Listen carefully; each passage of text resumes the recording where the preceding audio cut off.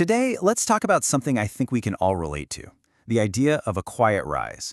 It's a story, really, about what it feels like to be stuck, and maybe more importantly, what it actually takes to start over.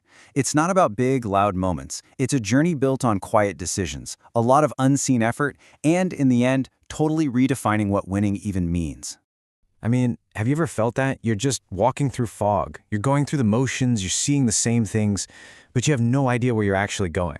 Well, that exact feeling is right at the heart of the story we're diving into today. So, this brings us to that very fog, the fog of being stuck. And this is where we meet our main character, Amelia Hart. Okay, so meet Amelia. She's 32 years old, she's a mid-level analyst. On paper, everything's stable. Her job is fine. Her coworkers think she's nice. But underneath all of that, she feels like she's shrinking, you know? Like she's becoming invisible, even to herself. But here's the thing, this wasn't always her plan. Amelia used to have these huge dreams of designing cities, but she tried to make a change in her 20s and it didn't work out. The rejection letters started piling up, and she learned this really painful lesson, or at least she thought she did, that she just wasn't good enough. And so, she gave up. She quietly surrendered to a life that was just fine. But a life that's just fine can only last for so long, right? And that leads to a quiet breaking point. Because big changes almost never start with a loud explosion. They start with a silent little crack on the inside. So picture this. She's working late, it's dark outside, and as she goes to shut down her computer, the screen goes black and she sees her reflection. And it's not just a tired face looking back at her. It's like she's seen a ghost of who she's becoming, someone who's just given up. It's this really stark, lonely moment of truth. And that was it. That was the shift.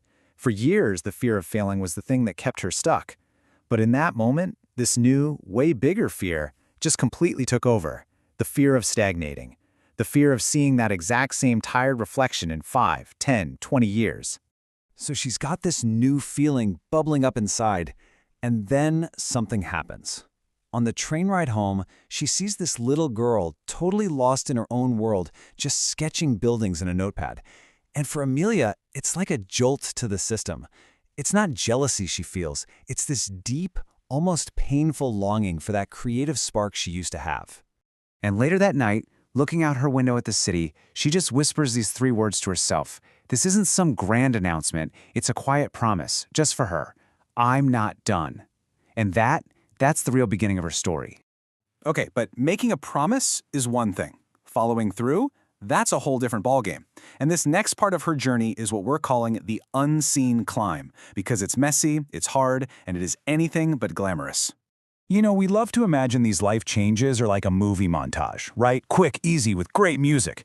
But for Amelia, the reality was waking up before the sun came up to study for an evening architecture course, all while still working her full-time job. It was this constant, nagging self-doubt, feeling like the oldest person in her class, and facing criticism so harsh it made her want to quit. And progress was painfully slow. 6 months in, after one particularly tough critique from a professor, she was completely ready to give up. But just 1 month later, that same exact professor offered 2 small words: "You've improved." In the middle of that brutal uphill climb, those 2 words felt like a lifeline. It was the very first sign that all that unseen effort was actually adding up to something. So, with this little bit of fragile, hard-won progress, the story really starts to build. It's leading to a moment where she has to take everything she's learned and all her new resolve and really put it to the test. And then, an opportunity pops up right where she is. Her company announces a design competition. Now, you'd think this is perfect, right? But her immediate instinct is just pure fear. That old voice in her head, the one telling her she's not ready, she's not good enough, it comes roaring back. But she remembers that promise she made to herself. That quiet whisper becomes her mantra, her anchor. She pushes past the fear, she signs up, and she pours every single thing she has into her proposal.